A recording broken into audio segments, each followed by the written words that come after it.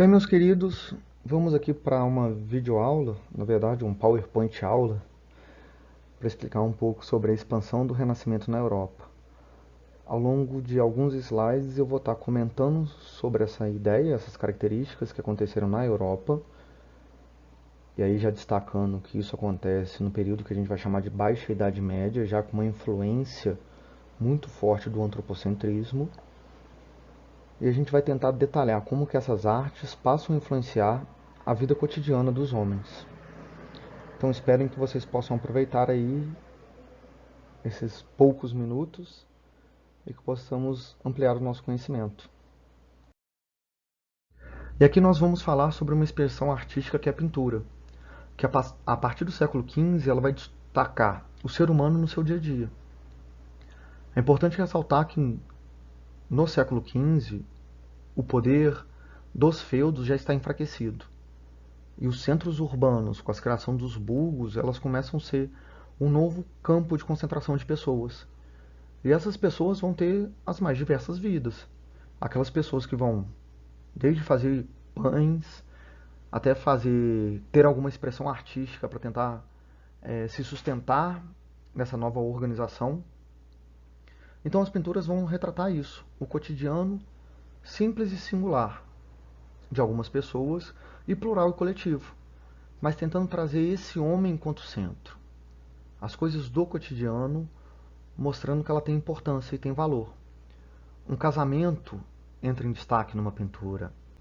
Uma quermesse, que é uma festa que comumente tinha nesse período medieval, ela entra em destaque. As coisas simples, como pessoas bem vestidas, que aí a gente vai ter um olhar também que vai ressaltar o poder econômico dos burgueses nesses centros urbanos. Porque nós estamos tendo um grande desenvolvimento comercial. Agora as coisas são compradas e são vendidas de uma forma que até anteriormente não acontecia, por causa dos feudos, que eram cometidos simplesmente pelas trocas, ou quase pela própria subsistência daquelas pessoas que estavam ali naquele feudo. Então as expressões artísticas, elas vão valorizar o homem, esse ser humano. E isso ajuda a gente a perceber como a ideia do homem passa a entrar em destaque. O homem ele tem seu valor nas coisas mais comuns do cotidiano. O homem ele é representado, o homem e o ser humano como um todo. E esse destaque é importante. As expressões religiosas ela entram em segundo plano. Elas ainda fazem parte das expressões artísticas, mas não com tanto empenho igual o homem. Essa ideia do antropocentrismo, do homem estar em destaque, do homem estar no centro, é o que vai formar essa ideia. E olha que interessante, como que uma expressão artística vai falar muito de um pensamento da época, do homem no seu cotidiano, do homem que tem valor, que tem suas emoções, que tem seu luxo representado pela burguesia, mas que ele pode ser cometido de expressões comuns, cotidianas, como uma festa, festas populares e coletivas, que aconteciam nas praças. De novo, destacaremos aqui a importância do homem. Nos próximos slides eu vou destacar algumas pinturas e vocês vão ver isso com um pouco mais de detalhamento. E aqui vemos como que uma obra extremamente realista de 1435 fala de um cenário comum dentro de um burgo, dentro de uma cidade da Europa no período medieval. Aqui nós podemos perceber que fica muito claro uma mulher com seu filho e um padre e um anjo colocando uma coroa sobre essa mulher. Aqui mostra claramente que os símbolos religiosos eles não se perderam. Só que ao observar a pintura nós podemos ver que mais distante nós vemos barcos, nós vemos pessoas, nós vemos pontes, nós vemos uma estrutura que ela é montada diante de uma sociedade e diante de uma cidade que passa a ser organizada por outros elementos, que tem uma influência de mercadores, que tem influência econômica que está muito além da própria relação religiosa.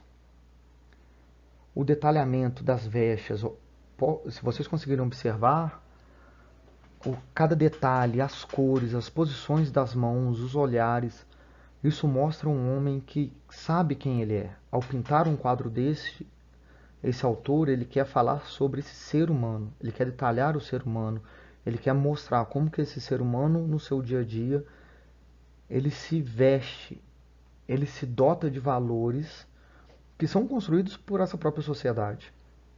Você imaginar uma roupa chique dessa, não é qualquer pessoa que vai ter. Lá ao fundo nós podemos ver duas crianças no que seria um parapeito de uma ponte. Elas estão de uma forma mais simples, mas elas ainda assim fazem parte dessa obra. Então essa obra ela não exclui o todo. E essa obra, mais uma vez, ela traz esse valor de quem que é o ser humano nesse novo período. Por isso que as artes elas falam muito, elas colocam muito de onde está esse autor, esse é aquele que vai pintar, né, esse pintor da obra, e sobre a interpretação do seu meio. Não é que os elementos se tornam distantes ou excluídos, mas eles fazem parte. Eles fazem parte de um mesmo cenário. Isso é a própria dinâmica da sociedade da época. Aqui nós vamos falar de outras expressões artísticas, que no caso será a literatura e o teatro, mas juntamente a isso é um pensamento da filosofia, que vai ser importante para falar e interpretar esse homem nesse novo cenário que ele se coloca. Se a gente puder destacar, por que a literatura e o teatro vai falar de uma bondade do ser humano, de um homem bom? Porque anteriormente estava preso ao pensamento, que era um pensamento religioso, que as pessoas eram perseguidas por uma maldade inata delas. E o homem é bom. O homem é bom quando faz suas coisas do cotidiano, quando ele busca respostas, quando ele quer se colocar. Isso é uma forma racional de se pensar o homem. O homem ele pode ter ímpetos ou ações que são ruins, maldosas, perversas, mas as ações deles são uma reprodução do meio no qual ele está. E aí nós vemos claramente como que a razão vai falar sobre esse homem, sobre esse ser humano. E aí pensar um pouco o que era o teatro nesse cenário medieval. Não tinham grandes teatros na época. Os teatros eram feitos, na sua grande maioria, em praças públicas. Ele reuniu essas pessoas que estavam ali, nas grandes praças. E como que você consegue chamar a atenção? Com uma comédia exagerada ou com algumas falas que fazessem com que esses homens fossem percebidos onde eles estavam. O teatro e a literatura vai impulsionar uma transformação de pensamento, uma transformação principalmente de uma forma de ver a política, de ver essa relação com a política. Um homem que sai desse pensamento dos feudos, que estava preso a um senhor feudal, e vai para os centros urbanos e que sente uma liberdade, ele vai começar a se ver e questionar sobre o seu mundo. Os reis ou os nobres, eles vão começar a ter que responder à vontade do povo. O povo que vai começar a questionar onde que ele está, o porquê que ele está, que ele precisa de alimentação, que ele precisa de educação, que ele precisa de segurança. Então a filosofia, a literatura e o teatro, eles vão entrar enquanto críticas. Críticas a um pensamento que é anterior a desses centros urbanos. Aquele que estava construído dentro da Alta Idade Média, dentro dos grandes feudos, daqueles feudos fortes, que impediam uma pessoa de pensar sobre si. E como a gente percebe ao longo da própria história, a formação dos burgos pelos burgueses, ela já altera a forma de ser da Idade Média. A própria relação econômica, o dinheiro sendo uma influência de poder, e não só simplesmente falar, ó, eu sou o seu rei e esse é o meu poder, ou eu sou o seu senhor e esse é o meu poder, isso faz com que os homens comecem a se perceber de uma forma totalmente distinta. E aí nós vemos como que essas formas ou expressões artísticas, elas passam a criticar os sistemas políticos e religiosos. E aqui mais uma vez eu falo, não é que a religião vai deixar de existir, ela vai para o campo religioso. Vão começar a se discutir a religião, mas a religião ela vai pertencer a ela. Ela não vai pertencer mais à política. Ela não vai falar de uma forma tão imponente igual ela falava. E aí uso um exemplo rápido para falar as formas punitivas religiosas. Ah, você vai para o inferno se você fizer, ou se você fizer, ou se você não fizer determinadas coisas. O que era usado como justificativo até pela sociedade estamental medieval. Vamos recordar um pouquinho o que era a sociedade estamental medieval. Quem nasce clero, clero, quem nasce nobre, nobre, quem nasce servo, servo. Você ficava diante das suas classes sociais. E não era permitido que você alterasse entre as classes. Aí você chega com uma nova classe social, que são os burgueses, e bagunça essa forma de pensar. E esse bagunçar é uma forma de um homem poder se repensar. E aí nós vamos ter a literatura falando sobre isso. Quem que é essa pessoa que vai estar andando nas cidades e vai estar se vendo e vai estar se questionando sobre novos pontos de vista? O medo sobre as invasões bárbaras já se passaram ao longo de vários séculos. Quais são os novos medos de pessoas que vivem em grupos dentro das cidades? É o medo da fome, é o medo da morte, é o medo de não ser amparado pelo Estado. E quem que é esse Estado? Seriam os reis, os príncipes, os nobres. E aí é importante ressaltar que a literatura, a gente está falando de algo que é escrito. A gente ainda tem um grande número de analfabetos nesse período. Então o teatro ele vem com uma forma também de você poder reproduzir essas escritas através de algo que você possa ver. E isso faz com que determinadas ideias alcancem maior número de pessoas. Isso é a forma da razão. Isso é a forma de você pensar. A arte ela faz com que o homem pense sobre si. E aí nós temos que mais uma vez voltar que isso é a prática do humanismo. É uma prática que esses seres humanos passam a viver nessa época medieval na Europa. Quem nós somos? Onde nós estamos? O que é importante falar sobre o homem? O homem como um ser herói. O que é herói? Ele pode ter vontades, ele pode ter convicções, ele pode ir atrás dos seus objetivos. Isso faz com que o homem ganhe destaque diante de uma fala. Ele consegue se perceber de uma forma muito mais autônoma. Ele não está preso ao destino, a uma sorte. Aquela ideia, mais uma vez, você nasceu servo, vai morrer servo. Não. O destino ele acontece como uma forma invisível das ações dos homens, mas esses homens eles podem ir contra esse destino. Se eles forem bons, se eles souberem criticar, se eles souberem saber onde eles estão. Então olha como que a arte fala sobre o homem. Pensar nesse momento do renascimento, pensar nesse momento que vai ter essa exaltação do homem, sem pensar da arte, é complicado. Porque é ela que vai disseminar uma ideia. E aí lembrando, outra lembrança, né? Que nós estamos falando de novos centros comerciais. Então você não só está vendendo e comprando produto, você está vendendo e comprando ideias também.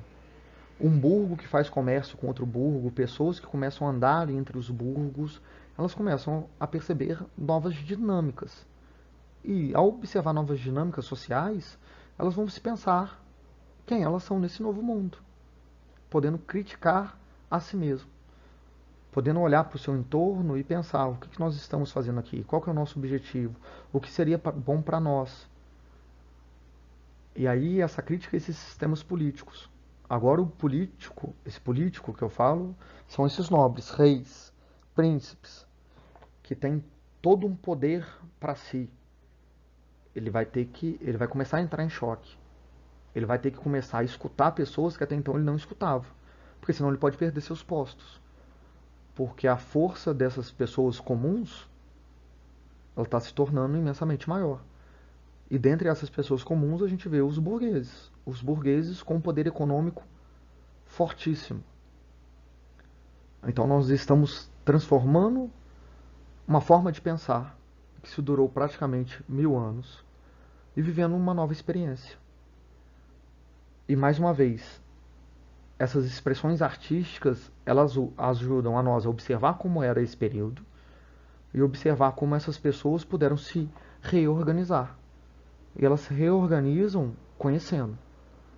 Elas vão conhecer através de fala, de expressões artísticas, de um mundo que é cotidiano, de uma experiência que é pessoal e que agora elas podem estar debatendo isso após ver um teatro, após ler um, após ler uma obra que vai falar sobre o pensamento político, de um novo pensamento político, após criticar uma igreja que não permitia que esses homens falassem, fossem contra essa ideia do Deus, de um Deus único.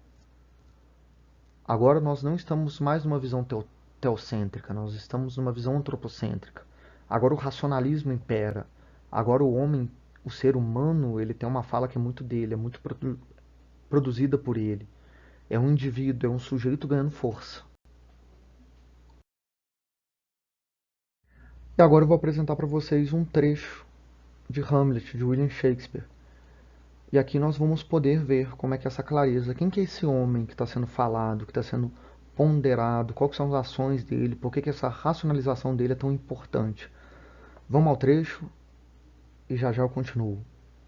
Não expressar tudo o que se pensa, ouvir a todos, mas falar com poucos, ser amistoso, mas nunca ser vulgar, valorizar amigos, testando, mas não oferecer amizade a cada um que apareça na sua frente, evitar qualquer briga, mas se for obrigado a entrar numa que seus inimigos o temam, usar roupas de acordo com sua renda, sem nunca ser extravagante, não emprestar dinheiro a amigos para não perder amigos e dinheiros, e por fim, ser fiel a ti mesmo e jamais será falso com ninguém.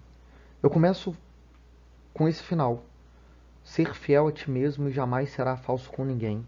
Essa é a expressão do homem. Essa é a expressão desse novo homem, desse ser humano racional, que ele fala das suas ações.